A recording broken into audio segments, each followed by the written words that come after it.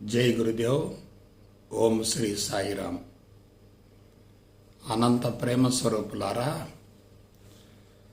నిన్న మీరు గురు సందేశంలో జీవిత భాగస్వామి గురువు అనే అంశాన్ని గురించి తెలుసుకున్నారు. ఈరోజు సమాజమే గురువు అనే అంశాన్ని గురించి తెలుసుకోబోతున్నారు. ఈరోజు అంశాన్ని గురించి తెలుసుకోబోయే ముందు నిన్న మీరు విన్నటువంటి అంశాన్ని మరొకసారి విశ్లేషించుకుందాం. ఆధ్యాత్మిక చరిత్రలో ఇంతవరకు ఎవరు కూడా గురువుని గురించి ఇంత విపులంగా చెప్పలేదు. తల్లిదండ్రులే గురువులు అని అన్నారు, కానీ జీవిత భాగస్వామిని గురువుగా ప్రబోధించినటువంటి అంశం ఒక గురు సందేశాల ద్వారానే బహిర్గతమైంది. ఈ గురు సందేశాలు అనేవి మామూలు విషయాలు కాదు, అంతర్వాడి నుండి అంతరాత్మ నుండి బహిర్గతమవుతున్నాయి. వాస్తవానికి జీవిత భాగస్వామితో పరిపూర్ణ అవగాహన ఉంటే అసలు సాధన యొక్క అవసరమే ఉండదు. జీవితమే సాధనగా మారుతుంది. అదే జీవిత భాగస్వామిని గురువుగా భావించగలిగితే ఆ వ్యక్తి పట్ల గౌరవం ఉంటుంది. అదే జీవిత భాగస్వామిని దేవుడిగా దేవతగా భావించగలిగితే పూజించే అవకాశం ఉంటుంది. భార్యాభర్త ఇద్దరు ఎవరు? సరస్వతి బ్రహ్మలు, లక్ష్మీనారాయణులు, పార్వతీ పరమేశ్వర్లు, ప్రకృతి పురుషులు, క్షేత్రము క్షేత్రజ్ఞులు. ఈ రహస్యం చాలామందికి తెలియదు. భగవంతుణ్ణి ఎక్కడో ఎత్తుక్కుంటున్నారు. అంతరంగంలో ఉన్నటువంటి భగవంతుడిని విస్మరించి భగవంతుడిని బాహ్య ప్రపంచంలో వెతుక్కుంటూ ఉన్నారు, అన్వేషణ చేస్తూ ఉన్నారు. అదే అశాస్త్రీయత అంటే. అసలు వివాహం ఎందుకు జరగాలి? శారీరక అవసరం కోసమే వివాహం అనుకుంటే అక్రమ సంబంధాల ద్వారా ఆ తృష్ణను తీర్చుకోవచ్చు కదా. కానీ వివాహ వ్యవస్థ అనేది ఋషులు మనకు అందించినటువంటి పవిత్రమైన యజ్ఞం. మాతృత్వం అనేటటువంటి యజ్ఞాన్ని సఫలీకృతం గావించుకోవటం కోసం ఋషులు చక్కటి మహోన్నత మార్గాన్ని మనకు అందించడం జరిగింది. ఆ యజ్ఞం సఫలీకృతం కావాలంటే గురువు యొక్క మార్గదర్శకత తాత్కాలికంగా అవసరమే, కానీ గురువుతో శాశ్వత బంధాన్ని ఏర్పరచుకోకూడదు. గురువుతో శాశ్వత బంధాన్ని ఏర్పరచుకునేటట్లయితే జీవిత భాగస్వామితో ఎక్కువ కాలం అన్యోన్యంగా, ఆప్యాయంగా, ప్రేమగా, ఒద్దికగా గడిపే అవకాశం ఉండదు. కాబట్టి జీవిత భాగస్వామే అసలు సిసలైనటువంటి గురువు. జీవిత భాగస్వామి ద్వారా జ్ఞానం వస్తుంది, ప్రేమ అందించబడుతుంది, ప్రోత్సాహం వస్తుంది, సలహాలు వస్తాయి, మార్గదర్శకత కూడా వస్తుంది, రక్షణ కల్పించబడుతుంది, భౌతిక అవసరాలు తీరుతాయి, ఆర్థిక వనరులు కూడా చేకూరుతాయి. అందులో ఎటువంటి సందేహం లేదు. అన్నీ సమకూర్చేటటువంటి జీవిత భాగస్వామిని గురువుగా భావించగలిగితే ఆ కుటుంబం ఎలా ఉంటుందో ఆలోచించండి. ఆ కుటుంబం దేవాలయం అవుతుంది, దేవుడి కోవలు అవుతుంది, స్వర్గం అవుతుంది, ప్రశాంతి నిలయం అవుతుంది. కాబట్టి ఆధ్యాత్మికత అనేది మాతృత్వం అనబడేటటువంటి మూల సూత్రం మీద కొనసాగుతుంది. అందరూ దాన్ని విస్మరించి భగవంతుడి కోసం అన్వేషణ చేస్తున్నారు, భగవంతుడి కోసం సాధన చేస్తున్నారు, భగవంతుడి అండదండల కోసం విపరీతంగా శ్రమిస్తున్నారు. కానీ భగవంతుడు బయట లేడు, అంతరంగంలోనే ఉన్నాడు. అంతరంగంలో ఉన్నటువంటి భగవంతుణ్ణి విస్మరించి బాహ్య ప్రపంచంలో భగవంతుని వెతుక్కోవటం అంటే బంధాలను ఇంకా పెంచుకోవటమే కదా. బంధాలే బాధలకు మూలం కదా. కాబట్టి భగవంతుణ్ణి బయట వెతుక్కునే వాళ్ళంతా కూడా అంతరంగంలో ఉన్నటువంటి భగవంతుణ్ణి విస్మరిస్తారు. ఈ అంతరంగంలో ఎవరున్నారు? జీవిత భాగస్వామి ఉంది, భర్త ఉన్నాడు, భార్య ఉంది. భార్యలో భర్త ఉన్నాడు, భర్తలో భార్య ఉంది. ఇరువురు వేరు కాదు, ఒకటే. రెండు అర్ధబీజాల కలయికే పరిపూర్ణ జీవితం. అర్ధబీజాలు విడివిడిగా ఉంటే అవి పూర్తిగా నిరుపయోగపడతాయి, వ్యర్థమవుతాయి, అవి ఉపయోగపడవు. అలాగే జీవితం కూడా విడివిడిగా ఉన్నప్పుడు అది పరిపూర్ణం కానే కాదు. ఒక్కసారి విశ్వాన్ని పరిశీలించండి. ప్రకృతి పురుషుడు అంటున్నాం, పురుషుడి ద్వారా ప్రకృతి వచ్చింది అంటున్నాం. కానీ ప్రకృతిలో పురుషుడు ఉన్నాడు కదా. పురుషుడు లేకుండా ప్రకృతికి అవకాశం లేదు కదా. ప్రకృతి లేకుండా పురుషుడి యొక్క ఉనికిని మనం తెలుసుకునే అవకాశం లేదు కదా. ప్రకృతి పురుషులు రెండు వేరు కాదు కదా, అన్యోన్యాశ్రయాలు కదా, జంటలు కదా, ద్వంద్వాలు కదా. కాబట్టి ఒకటి ఉందంటే తప్పనిసరిగా దాంతోపాటు రెండవది కూడా ఉంటుంది కదా. ఒకటే ఉంటే పాక్షికం అవుతుంది, రెండు ఉంటేనే పరిపూర్ణం అవుతుంది. జీవితం కూడా జంటగా కొనసాగితేనే పరిపూర్ణం అవుతుంది, ఒంటరిగా కొనసాగితే అసంపూర్ణం అవుతుంది. బలవంతంగా సన్యాసం పుచ్చుకోవలసిన అవసరం లేదు, సంసార జీవితాన్ని గురించి భయపడవలసిన అవసరం లేదు, సంసార జీవితాన్ని వ్యతిరేకించవలసిన అవసరం లేదు. సంసారంలోనే సన్యాసం ఉంది. మానసికంగా సన్యాసంలో జీవిస్తూ భౌతికంగా సంసార జీవితంలో కొనసాగవచ్చు కదా. అసలు ఒంటరి జీవితం ఏమిటి? అలా ఎందుకు కొనసాగాలి? దానివల్ల ప్రయోజనం ఏమిటి? ఒక వ్యక్తికి మరొక వ్యక్తి తోడుగా, నీడగా, జంటగా, వెంటగా ఉంటే ఎలా ఉంటుంది? ఒంటరి జీవితాన్ని కొనసాగిస్తూ ఉంటే ఎలా ఉంటుంది? మనిషికి మనిషి తోడున్నప్పుడు శక్తి పెరుగుతుంది కదా. ఏకపక్ష నిర్ణయాల వల్ల ప్రమాదం జరుగుతుంది. ఇద్దరు కలిసి నిర్ణయం తీసుకుంటే ఆ నిర్ణయం తప్పనిసరిగా ఉపయోగపడే విధంగా ఉంటుంది. కాబట్టి గురువులు ఎక్కడున్నారు? ఎదురుగానే గురువు ఉన్నారు. గురువు కోసం వెతుక్కోవలసిన పని లేదు. నీ అంతరంగంలో గురువు ఉన్నాడు, నీ ఎదురుగా కూడా గురువు ఉన్నాడు. ఇంతవరకు ఆధ్యాత్మిక చరిత్రలో ఎవరు ఇటువంటి విషయాలను ప్రస్తావించలేదు. ఇది నేను ప్రస్తావించడం లేదు. ప్రకృతి నన్ను ఒక ఉపకరణంగా ఉపయోగించుకుంటూ ఇటువంటి కీలకమైన అంశాలను బహిర్గతం చేస్తుంది. I'm empty. నేను శూన్యంలోనే ఉన్నాను. నేను ఒక పరికరంగా ఉన్నాను, ఇన్స్ట్రుమెంట్గా ఉన్నాను. ఈ పరికరాన్ని ప్రకృతి ఉపయోగించుకుంటుంది. ప్రకృతి అంటే ఏమిటి? పురుషుడు స్త్రీల సంగమమే ప్రకృతి. ఏ ఒక్కరు విడిగా ఉన్నా ఎటువంటి ప్రయోజనం ఉండదు. పుష్పం ఫలదీకరణం చెందకపోతే ఫలాలు రావు కదా. స్త్రీ పురుషులు కలవకపోతే, లైంగిక ప్రక్రియలో పాల్గొనకపోతే సంతానోత్పత్తికి అవకాశం ఉండదు కదా. మన తల్లిదండ్రులు ఏ విధంగా మనకు జన్మనిచ్చారో మనం కూడా బిడ్డలకు జన్మనివ్వాలి కదా. ఇది ప్రకృతి సూత్రం కదా, ప్రకృతి ధర్మం కదా.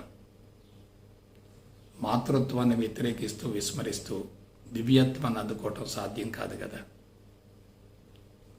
కాబట్టి మానవత్వం, మాతృత్వం, దివ్యత్వం, పరిపూర్ణత్వం, ఇది హయ్యెస్ట్ ప్రాసెస్. మహోన్నతమైన విధానం, పవిత్రమైనటువంటి విధానం. అందుకు భార్యాభర్త వివాహానికి ముందే మాతృత్వాన్ని గురించి సంపూర్ణంగా అవగాహన గావించుకోవాలి. మాతృత్వం అనేటటువంటి యజ్ఞాన్ని సక్రమంగా నెరవేర్చగలిగితే జీవిత పరమార్థం నెరవేరుతుంది. మాతృత్వం అనేటటువంటి యజ్ఞం వైఫల్యం చెందిందంటే జీవిత పరమార్థం నెరవేరదు. బిడ్డలు సక్రమైనటువంటి మార్గంలో ఉంటే తల్లిదండ్రుల అంతరంగం నిండుకుండలా ఉంటుంది, ప్రశాంతంగా ఉంటుంది, సంతృప్తిగా ఉంటుంది, ఆనందంగా ఉంటుంది.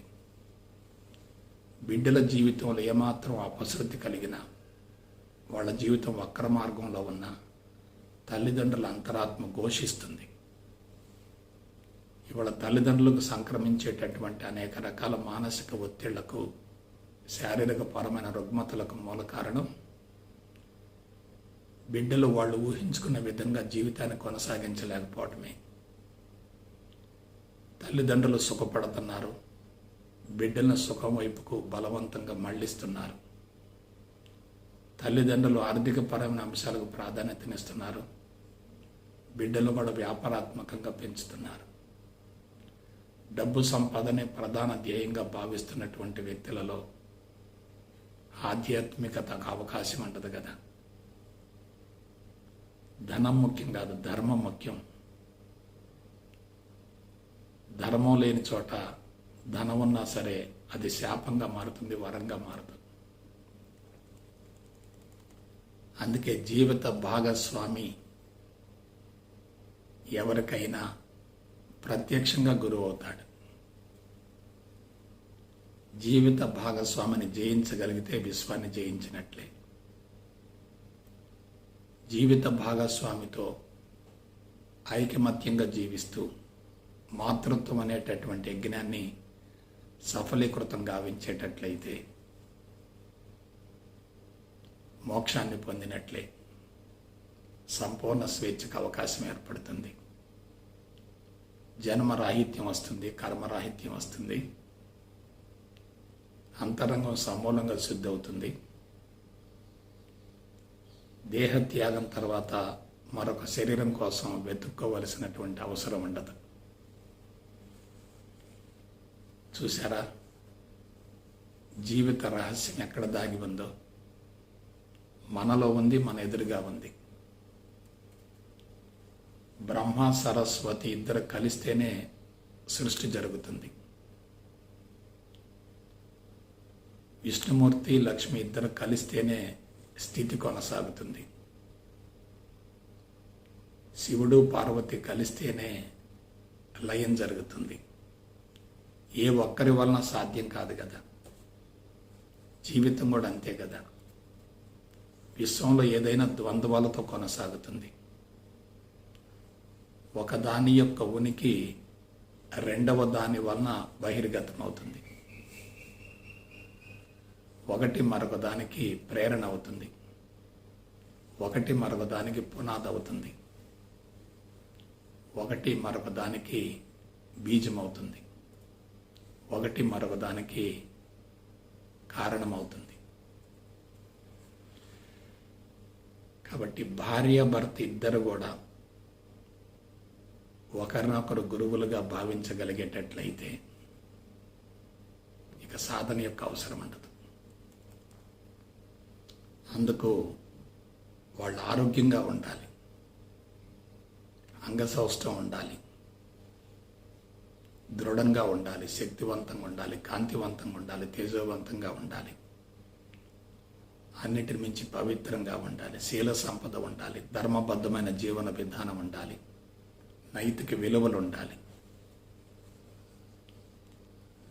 ఒకళ్ళకి మరొకళ్ళు ప్రత్యక్ష దేవుడి మాదిరిగా, దేవత మాదిరిగా కనిపించాలి.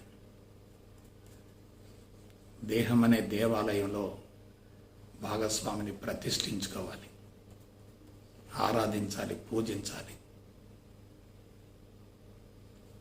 ఇక వేరే ఎటువంటి సాధనల యొక్క అవసరం ఉండదు.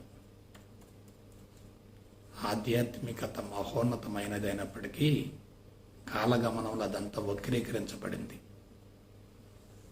భౌతికవాదం వైపుకు మళ్లించబడింది. భౌతికవాదపు మత్తు ఆధ్యాత్మికతను సమూలంగా కబళించి వేసింది. ఇప్పుడు ఆధ్యాత్మికత తప్ప వేరే ప్రత్యామ్నాయం లేదు. అటువంటి ఆధ్యాత్మికతలో కీలకమైనటువంటి అంశం మాతృత్వం. అటువంటి మాతృత్వం అనేటటువంటి యజ్ఞం సఫలీకృతం కావాలంటే తప్పనిసరిగా జీవిత భాగస్వామి కావాలి. ఆ జీవిత భాగస్వామిని గురువుగా భావించగలిగితే ఇద్దరి జీవితం కూడా సఫలీకృతం అవుతుంది, ధన్యమవుతుంది, సద్వినియోగపడుతుంది, జీవిత పరమార్థం నెరవేరుతుంది. కాబట్టి ధర్మము, అర్థము, కామము, మోక్షం. మోక్షంలో కూడా ఇద్దరు కూడా సమాన స్థాయిలో ఉండాలి. కయ్యానికైనా, బియ్యానికైనా, నెయ్యానికైనా సమవుజ్జి ఉండాలంటారు. ఇద్దరు తమో గుణాలు ఉండకూడదు, రజోగుణాలు ఉండకూడదు, సత్వగుణంలో జీవిస్తూ ఉండాలి, పరబ్రహ్మ స్థితిని అనుభవిస్తూ ఉండాలి. పరబ్రహ్మ స్థితి నుండి 3 గుణాలను అనుభవిస్తూ ఉండాలి. కాబట్టి గురువుల గురించి ఎక్కడో తిరగొద్దు. వాళ్ళ కోసం కాలాన్ని వృధా చేయొద్దు, కుటుంబాలను విస్మరించొద్దు, కుటుంబాలకు దూరంగా ఉండొద్దు. నువ్వు అందించవలసినటువంటి ప్రేమ కుటుంబానికే పరిమితం కావాలి. ఆ తర్వాత అది సమాజానికి విస్మరిస్తుంది. 10 మందికి ఏదైనా చెప్పాలంటే దాన్ని ఆచరించగలగాలి. ఆచరిస్తున్నప్పుడు బోధించవలసిన అవసరం లేదు. ఆచరించకుండా బోధిస్తూ ఉంటే అంతరాత్మ ఘోషిస్తుంది. బోధన ప్రధానం అనుకున్నటువంటి వ్యక్తులు అన్ని విధాల బలహీనపడతారు. ఇవాళ ప్రపంచవ్యాప్తంగా ఆధ్యాత్మిక ప్రచారం ముమ్మరంగా జరుగుతుంది. కానీ ప్రపంచంలో మార్పు రాకపోవటానికి మూల కారణం తన అంతరంగాన్ని గురించి ఆలోచించుకోకుండా, తన కుటుంబాన్ని గురించి ఆలోచించకుండా, తన జీవిత భాగస్వామిని గురించి ఆలోచించకుండా సమాజాన్ని గురించి ఆలోచిస్తున్నారు. కాబట్టి అసంపూర్ణంగా ఉన్నటువంటి జీవితం పరిపూర్ణం కావాలంటే జీవిత భాగస్వామి తప్పనిసరిగా జీవితంలోకి ప్రవేశించాలి. ఇద్దరు కలిసి బండిని ముందుకు తీసుకెళ్ళాలి. ఇద్దరు ద్వంద్వాలు కదా, అన్యోన్యాశ్రయాలు కదా, జంటలు కదా, పాక్షికాలు కదా, అర్ధభాగాలు కదా. కలవకపోతే జీవితంలో అశాంతి, అసంతృప్తి పెరుగుతాయి కదా. ఇదే ఆధ్యాత్మికతలో ఉన్న కీలకమైన అంశం. ఇకపోతే ఈ భార్య భర్త ఇద్దరు కలిసిమెలిసి జీవించాలన్నా, కుటుంబాన్ని ప్రశాంతంగా సంతృప్తిగా నడపాలన్నా, జీవితం ఎటువంటి ఒడిదొడుకులు లేకుండా నల్లేరు మీద బండిలాగా సాఫీగా కొనసాగాలన్నా తప్పనిసరిగా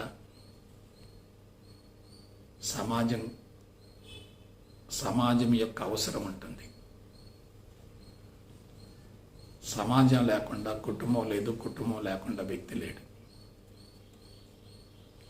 మనిషి ఒంటరిగా ఉన్నప్పుడు ఎలా ఉంటాడో ఆలోచించండి. సమాజంలో కలిసిపోతే ఎలా ఉంటాడో ఆలోచించండి. ఒంటరిగా ఉంటే శక్తి హరించుకుపోతుంది. అందరితో కలిసి ఉంటే శక్తి విపరీతంగా పెరుగుతుంది. నా కోసం అనే భావన ఎక్కువగా ఉంటే అతడు స్వార్థపూరితంగా ఉంటాడు. మన కోసం అనే భావన ఎక్కువగా ఉంటే అతనిలో విశాలమైనటువంటి తత్వం ఉంటుంది. ఒంటరి జీవితం అనేది అన్ని విధాల ప్రమాదకరమే. శక్తి హరించి వేయబడుతుంది. అందువల్ల సామూహిక జీవితం ఉండాలి, సంఘ జీవితం ఉండాలి. అయితే సంఘంలో ఉన్నటువంటి వ్యక్తులు ఎలా ఉండాలి? సామరస్యంగా ఉండాలి, సమన్వయంగా ఉండాలి, సహజీవనం చేస్తూ ఉండాలి, సహకరించుకుంటూ ఉండాలి, సహాయం చేసుకుంటూ ఉండాలి. అదే ధర్మం అంటే.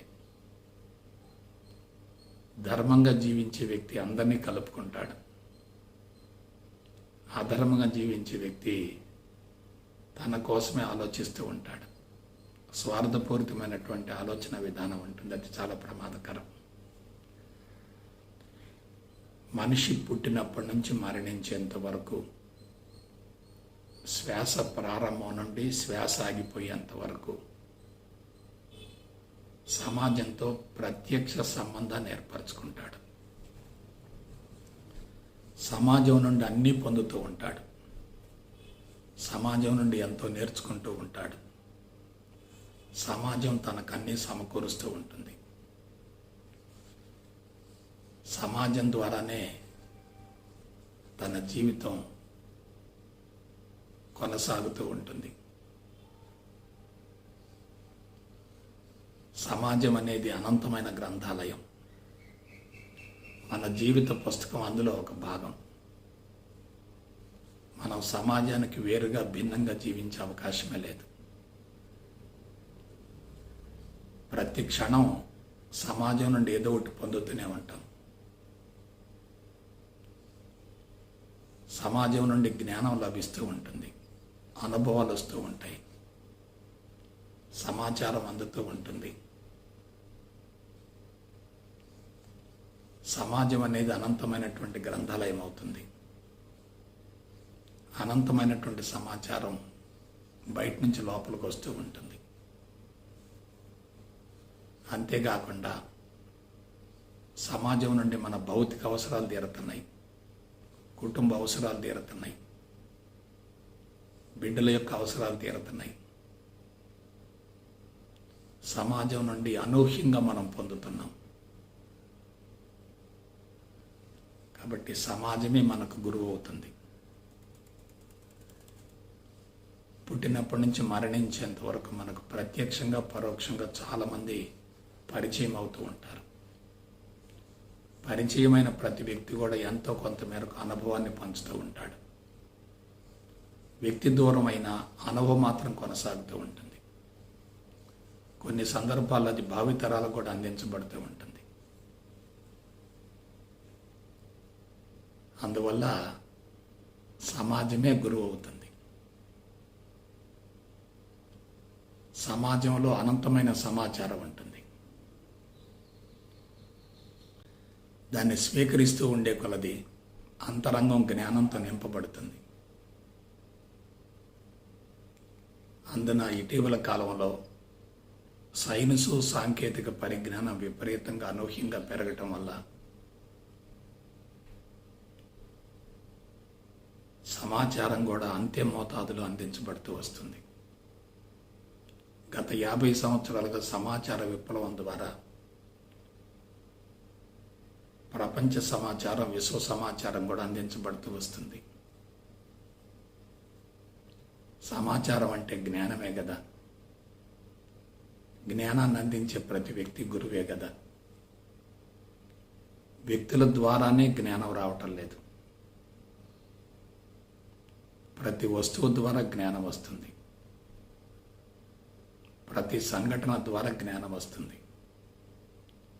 ప్రతి సన్నివేశం ద్వారా జ్ఞానం వస్తుంది. ప్రతి పుస్తకం ద్వారా జ్ఞానం వస్తుంది. ప్రతి కదలిక కూడా మనల్ని ప్రత్యక్షంగానో పరోక్షంగానో ప్రభావితం చేస్తూ ఉంటుంది. కాబట్టి ఇటువంటి జ్ఞానం అనేది మనకి నిరంతరం అందించబడుతూనే ఉంటుంది. నిన్నటికి వాటికి తేడా ఉంది, నేటికి రేపటికి తేడా ఉంటుంది, గంట క్రితానికి ఇప్పటికి తేడా ఉంటుంది, గంట తర్వాత మరొక రకంగా ఉంటుంది. నిరంతరం పరిణామం జరుగుతూనే ఉంటుంది. పరిణామం అంటే ఏమిటి? గతానికి ఇప్పటికి భిన్నంగా ఉంటే, వేరుగా ఉంటే అదే పరిణామం అవుతుంది. పరిణామం జరుగుతుందంటే సమాచారం అందుతూనే ఉంటుంది. పాతదనం కనుమరుగవుతూ ఉంటుంది, కొత్తదనం ఆవిష్కరించబడుతూ ఉంటుంది. ఈ విధంగా మనిషి జీవితాంతం సమాచారాన్ని సేకరిస్తూనే ఉంటాడు. సమాచారం అనేది లేకపోతే జీవితానికి సారం ఉండదు. భిన్నత్వం అనేది లేకపోతే జీవితంలో తెలుసుకోవలసిందంటూ ఏమీ ఉండదు. తెలుసుకోకపోతే, అనుభవం లేకపోతే మనిషి జీవితం పరిమితంగా ఉంటుంది. అందుకే అమాయకులను గమనించండి, వాళ్ళు పరిమితంగా జీవిస్తూ ఉంటారు. తమను గురించి తెలియదు, సమాజాన్ని గురించి కూడా తెలియదు. బానిస భావంతో ఉంటారు, ఇతరుల మీద ఆధారపడతారు, వాళ్ళకి ఊడిగం చేస్తూ ఉంటారు, వాళ్ళ చెప్పు చేతల్లో ఉంటారు, వాళ్ళ మీద తప్పనిసరిగా ఆధారపడతారు. ఎందుకు ఇలా జరుగుతుంది? జ్ఞానం లేదు కదా. అలాగే జ్ఞానం ద్వారా ఏం జరుగుతుంది? అనూహ్యమైనటువంటి అభివృద్ధి జరుగుతుంది. మానవుడు ఒంటరి జీవితం ఉన్నప్పుడు ఎటువంటి అభివృద్ధి జరగలేదు. సామూహిక సంఘ జీవనానికి మళ్ళిన తర్వాత, కుటుంబ వ్యవస్థను ఏర్పరచుకున్న తర్వాత, వైవాహిక జీవితాన్ని ప్రారంభించిన తర్వాత, బాధ్యతలను నిర్వహించేటటువంటి క్రమంలో సృజనాత్మకతను, కళాత్మకతను, మేధస్సును పణంగా పెట్టి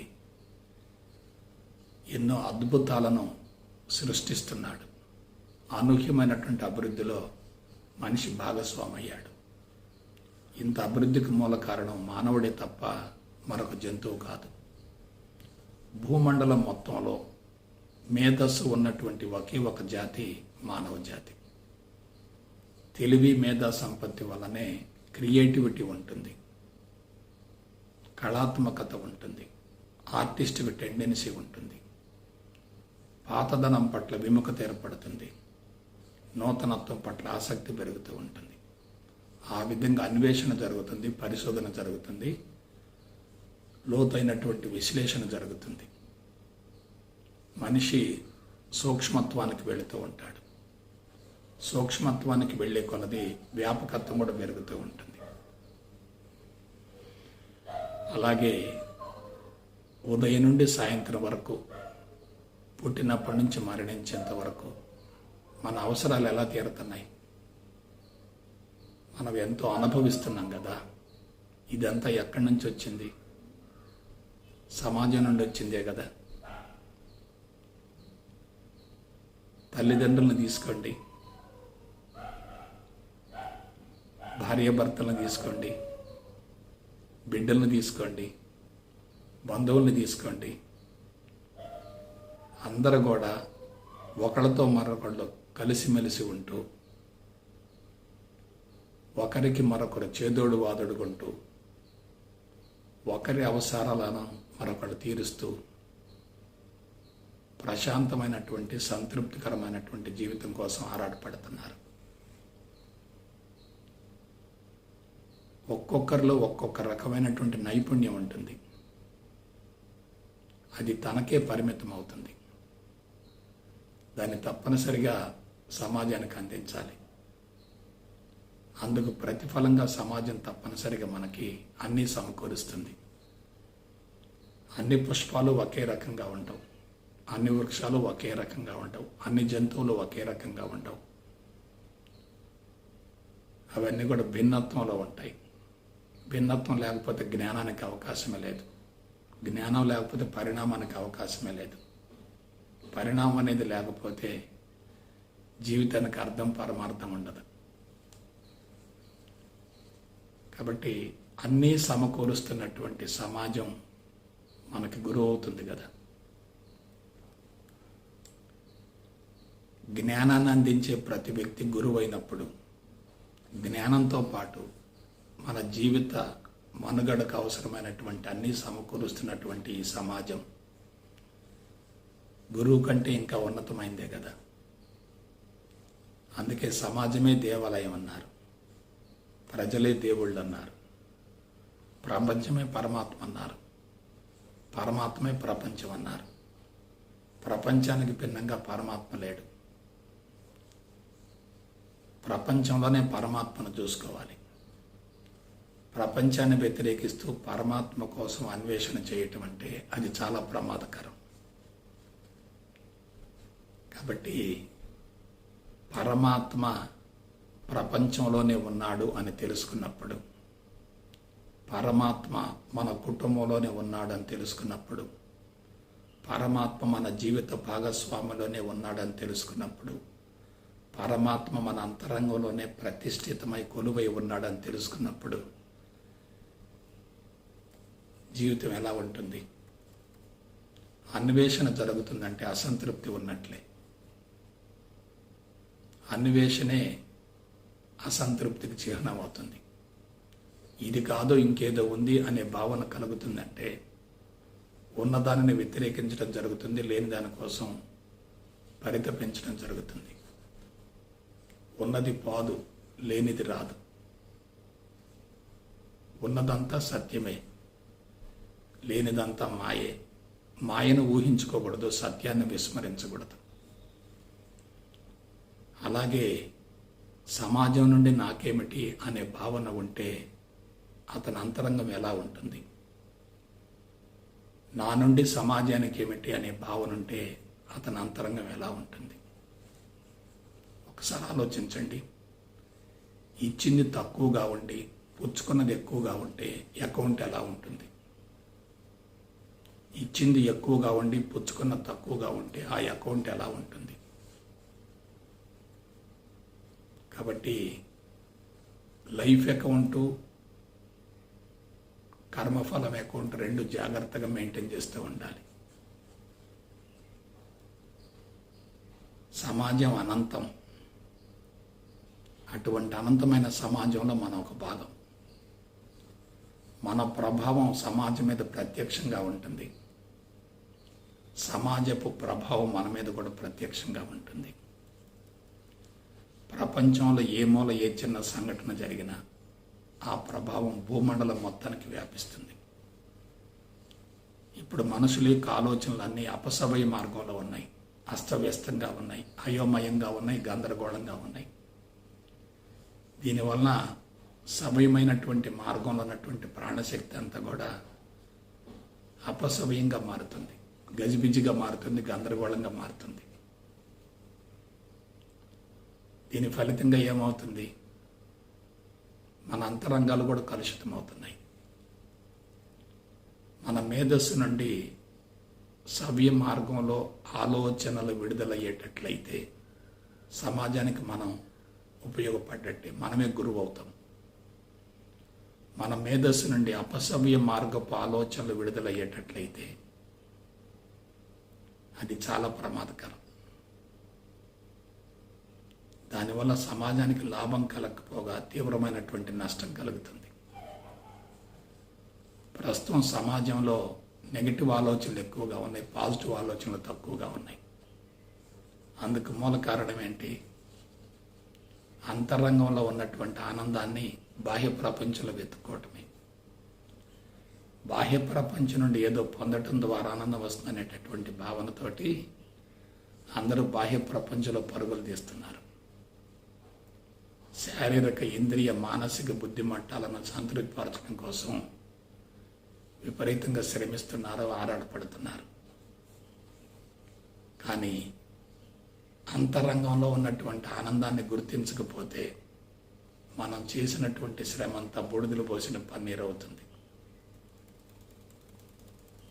దేనికోసం మానవుడు పరితపిస్తున్నాడో అది అంతరంగంలోనే ఉంది, బాహ్య ప్రపంచంలో లేదు.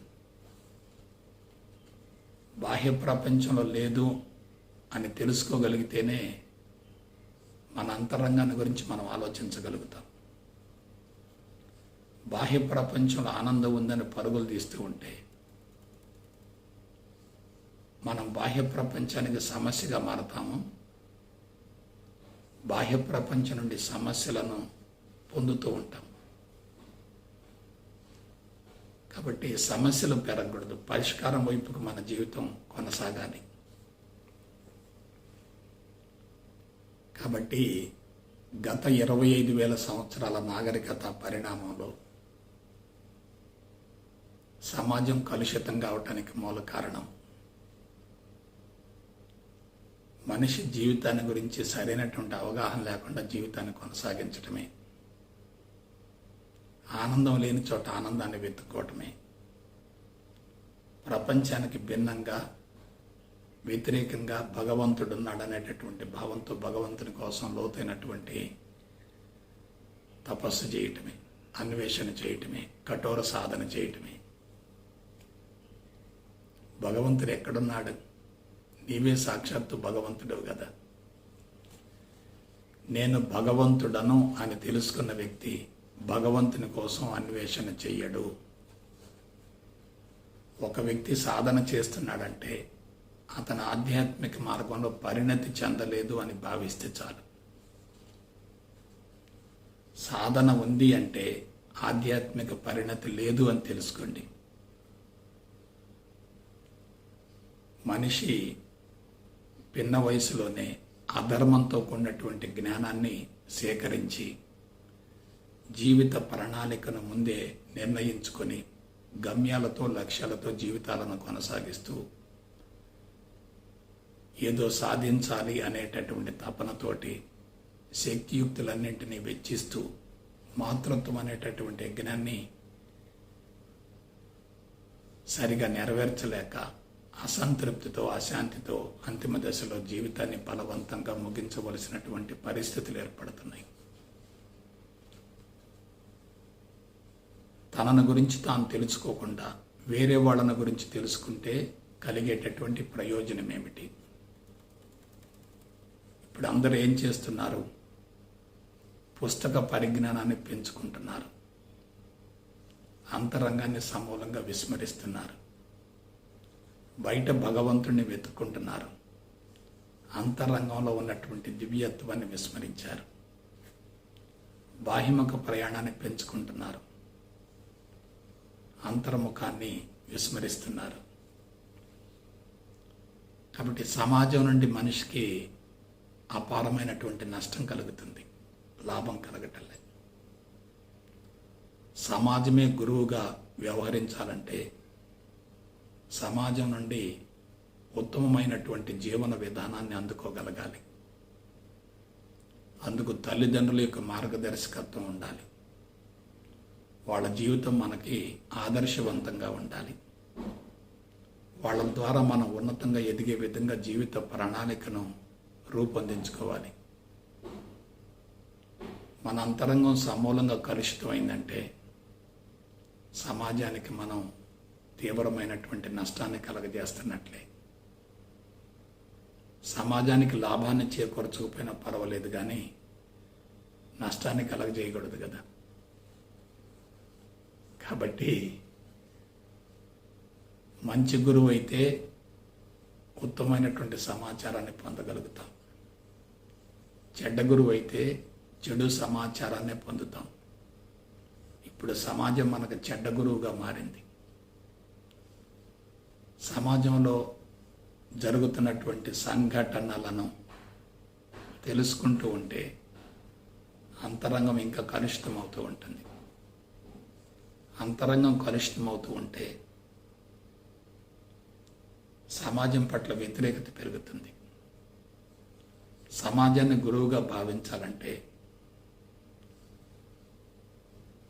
అంతరంగాన్ని శుద్ధి చేసేటటువంటి జ్ఞానం కావాలి. అటువంటి జ్ఞానం సమాజం నుండి మనకు అందటం లేదు. అయితే మన కర్తవ్యం ఏమిటి? మనం సమాజాన్ని శుద్ధి చేసే స్థాయికి ఎదగాలి. సమస్య ఉన్నప్పుడే పరిష్కారం కోసం అన్వేషణ జరుగుతుంది.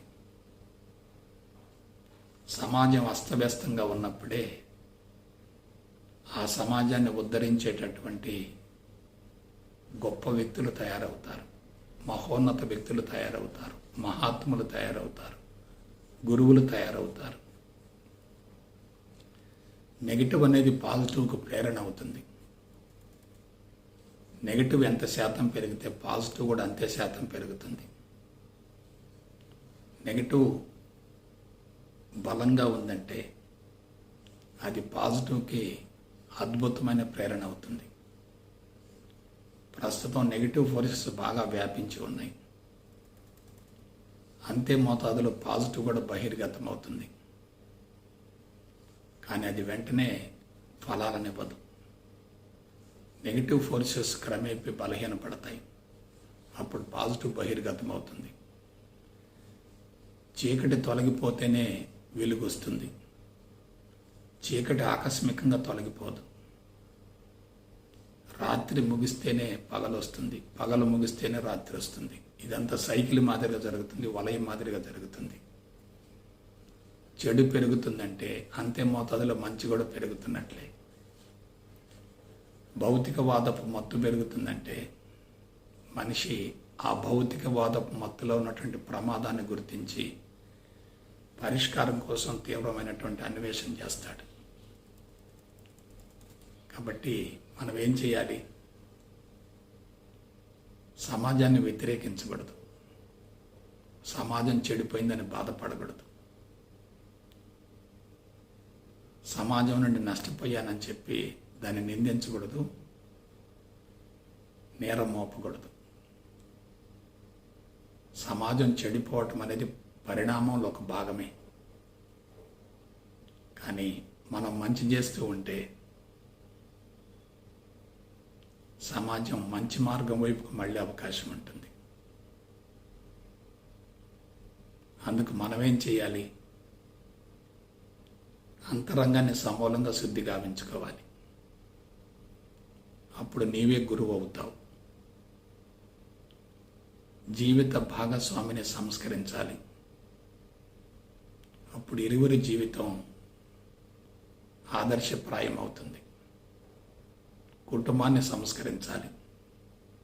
అప్పుడు కుటుంబంలో గౌరవ ప్రతిష్టలు పెరుగుతాయి. అప్పుడు సమాజంలోకి ప్రవేశించాలి. అట్టి స్థితిలో సమాజం తప్పనిసరిగా స్వీకరిస్తుంది. అపరిపక్వంగా ఉండి పరిణతి చెందకుండా సమాజంలోకి వెళితే సమాజం స్వీకరించే ప్రసక్తే లేదు. అంతరంగాన్ని శుద్ధి చేసుకోకుండా సమాజంలోకి ప్రవేశించడం అంటే అది ఒక రకంగా నేరం అవుతుంది. అంతరంగాన్ని శుద్ధి చేసుకోవటం కోసం ప్రపంచంలోకి ప్రవేశించాలి. అంతరంగం సమూలంగా శుద్ధి అయిన తర్వాత ప్రపంచంలోకి ప్రవేశించాలి. అంతరంగం సమూలంగా శుద్ధి అయిందనుకోండి, ప్రపంచమే మనల్ని ఆహ్వానిస్తుంది.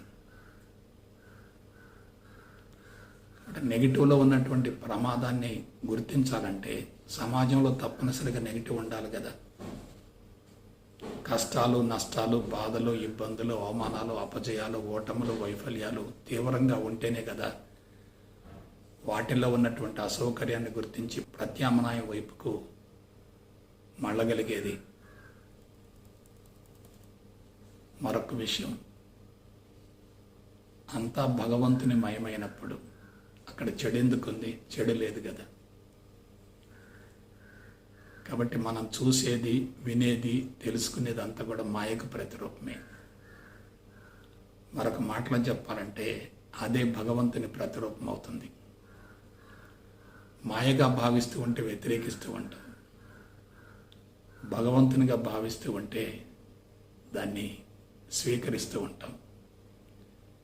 వ్యతిరేకించేది ఏదైనా మనసులో లోతుగా బలపడుతుంది. స్వీకరించేది ఏదైనా శక్తిని పెంచుతూ ఉంటుంది. కాబట్టి మనం ఏం చేయాలి? సమాజాన్ని వ్యతిరేకించకూడదు, సమాజంతో ఘర్షణ పడకూడదు, సమాజాన్ని ద్వేషించకూడదు, సమాజం చెడిపోయిందని బాధపడకూడదు. చెడిపోవటం అనేది బాగుపడటంలో ఒక భాగమే. బాగుపడడం మాయే, చెడిపోవటం కూడా మాయే. ఆ రెండింటిని వదిలేసామనుకోండి, బంధాలన్నీ కరిగిపోతాయి, సంపూర్ణ స్వేచ్ఛ లభిస్తుంది. అదే ముక్తి లేక మోక్షం, అదే జీవిత పరమార్థం. అంటే పుట్టినప్పటి నుంచి మరణించేంత వరకు మనతో ఎంతోమంది కలిసి ఉంటారు, ఎంతోమంది విడిపోతారు. కొంతమంది అనుభూతిని కలగజేస్తారు, కొంతమంది అపకారాన్ని కలగజేస్తారు. అనుభూతిని కలగజేసిన, అపకారాన్ని కలగజేసిన మనకు సమాచారం లభిస్తూనే ఉంది. అయితే అనుభవాలు కూడా మనకి పరోక్షంగా ఉపయోగపడతాయి. అనుభూతి కన్నా అలజడే ఉపయోగపడుతుంది. కేవలం సమాచారం కన్నా లోతైనటువంటి అనుభవం ద్వారా జీవిత సత్యం తెలుస్తుంది. విజయాలు సాధించినందువల్ల తాత్కాలికంగా తృప్తి కలుగుతుంది. కానీ ఆ విజయంలో తప్పనిసరిగా అసంతృప్తి అనబడే బీజం ఉంటుంది. అసంతృప్తి అతి ప్రమాదకరమైంది. దాన్ని తొలగించుకునే ప్రయత్నం చేస్తాం. ఆ ప్రయత్నంలో స్వశక్తిని ఉపయోగిస్తాం. భగవంతుడి యొక్క శక్తిని ఆలంబనగా చేసుకుంటాం. కాబట్టి అనుభూతి, అనుభవం రెండు కూడా సమాజం ద్వారానే వస్తున్నాయి. కాబట్టి సమాజమే మనకు గురువు కదా. ప్రతి వ్యక్తి మనకు ఏదో ఒక రకంగా ఉపయోగపడుతున్నాడు కదా. కొంతమంది పాజిటివ్ని సృష్టించి ఉపయోగపడుతూ ఉంటారు. మరి కొంతమంది నెగిటివ్ను సృష్టించి మనల్ని ఇబ్బంది పెడుతూ ఉంటారు. కానీ నెగిటివ్ కూడా తిరిగి మరలా పాజిటివ్కి ప్రేరణ అవుతుంది కదా. అందువల్ల సమాజాన్ని గురించి అతిగా అనవసరంగా ఎక్కువగా ఆలోచించాల్సిన అవసరం లేదు. వ్యతిరేకతను పెంచుకోకూడదు. ప్రతికూలతను సృష్టించుకోకూడదు. వ్యతిరేకతను సృష్టించుకోవటం ద్వారా సమాజానికి నష్టం ఉండదు, మనకే నష్టం ఉంటుంది. అలాగే బంధాలను పెంచుకోవటం ద్వారా కూడా సమాజానికి నష్టం ఉండదు, మనకే నష్టం.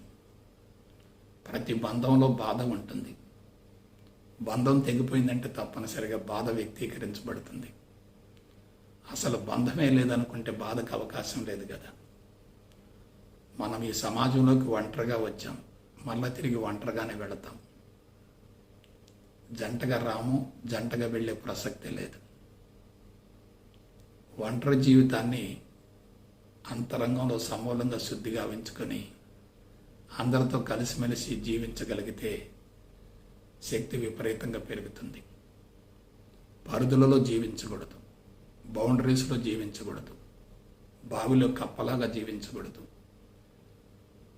ప్రపంచంతో నాకు సంబంధం లేదనే భావన ఉండకూడదు. ప్రజ్ఞ అనంతంగా విస్తరించాలి, అహంకారం కరిగిపోవాలి, అందరిలో కలిసిపోవాలి, అందరినీ కలుపుకోవాలి. హృదయమట్టం వికసిస్తే చాలు. కరుణ, జాలి, దయ, ప్రేమ, అనురాగం, ఆప్యాయత వెళ్ళు విరుస్తాయి. అప్పుడు జీవితమే గురువుగా మారుతుంది. జీవితం ఆనందమయమవుతుంది. జీవితం స్వర్గతుల్యమవుతుంది. జీవితం అద్భుతంగా రాణిస్తుంది. కాబట్టి సమాజం అనేది మన అంతరంగంలో ఒక భాగమే. సమాచారం లోపలికి వచ్చిందంటే అది లోపల సూక్ష్మ ప్రపంచాన్ని సృష్టిస్తుంది. బయట ఉన్నటువంటి స్థూల ప్రపంచానికి ప్రతిబింబం అవుతుంది. మనం ఏం చేయాలి? సూక్ష్మ ప్రపంచాన్ని శుద్ధి చేసుకోవాలి, కరిగించుకోవాలి. అప్పుడు స్థూల ప్రపంచంలోకి వెళ్ళే అర్హత ఉంటుంది, అవకాశం ఉంటుంది. మన సూక్ష్మ ప్రపంచం కలుషితంగా ఉంటే సమాజంలోకి వెళ్ళేటటువంటి అర్హత ఉండదు. అది చాలా ప్రమాదకరం. కాబట్టి సమాజం మనకి గురువే. అన్నీ సమకూరుస్తుంది, అన్నీ అందిస్తుంది. ప్రపంచంలో ఒక్కొక్క వ్యక్తి ఒక్కొక్క పాత్రను పోషిస్తున్నాడు. ఏ పాత్ర తక్కువ కాదు, ఏ పాత్ర ఎక్కువ కాదు. అదొక నాటక వేదిక. కొంతమంది వస్తూ ఉంటారు, మరి కొంతమంది వెళుతూ ఉంటారు. వేదిక మాత్రం నిరంతరం కొనసాగుతూ ఉంటుంది. మార్పులు చేర్పులు జరుగుతూ ఉంటాయి. కానీ అన్నీ వదిలిపెట్టిపోవాల్సిందే. మనం తీసుకెళ్లేదంటూ ఏమీ లేదు. వేదాంతాన్ని గురించి, జీవిత పరమార్థాన్ని గురించి అవగాహన గావించుకున్న వ్యక్తి అంతరంగాన్ని సమూలంగా శుద్ధి గావించుకొని ప్రజ్ఞను అనంతంగా విస్తరింపజేసుకొని ఉన్నతమైనటువంటి ఆలోచన విధానం ద్వారా భూమండలంలో వ్యాపించినటువంటి మనోకాలుష్యాన్ని ఎంతో కొంత మేరకు హరించి వేయగలుగుతాడు. మనోకాలుష్యం ఎక్కువగా పెరగకూడదు. అది భూమండలాన్ని సర్వనాశనం చేస్తుంది. ప్రస్తుతం మానవులంతా కూడా మనోకాలుష్యాన్ని పెంచుకున్నారు. టన్నుల కొద్దీ మనోకాలుష్యం సమాజంలోకి విస్తరిస్తుంది, వ్యాపిస్తుంది, విడుదల గావించబడుతుంది. దాన్ని అలాగే ఉంచేటట్లయితే మానవ జీవితమే ప్రశ్నార్థకంగా మారుతుంది. మానవ జీవితానికి ముప్పు ఏర్పడుతుంది. మానవ జీవితం ప్రమాదకరంగా మారుతుంది. భూమండలమే సమూలంగా సర్వనాశనం అయ్యే అవకాశం ఉంటుంది. అందుకని మనం ఏం చేయాలి? జాగ్రత్తగా విశ్లేషించుకొని ముందు మనల్ని మనం శుద్ధి చేసుకోవాలి. మన జీవితానికి మనమే కర్త, కర్మ, క్రియ. తర్వాత మన నుండి ప్రేమ అనేటటువంటి ఆ తరంగాలు కుటుంబానికి వ్యాపించాలి. ఆ తర్వాత సమాజానికి విస్తరించాలి. అప్పుడు జీవితం ఎలా ఉంటుందో ఒకసారి ఊహించుకోండి. జీవితం తప్పనిసరిగా ఆనందమయమవుతుంది, స్వర్గమయమవుతుంది, సద్వినియోగపడుతుంది, సార్థకత ఏర్పడుతుంది. కాబట్టి ఆ విధంగా మీ జీవిత ప్రణాళికలను రూపొందించుకొని సమాజాన్ని గురువుగా భావించి సమాజంతో సత్సంబంధాన్ని ఏర్పరచుకుంటారని మనస వాచ కర్మణ కోరుకుంటూ సెలవు తీసుకుంటా. జై గురుదేవ్, జై గురుదేవ్, జై గురుదేవ్.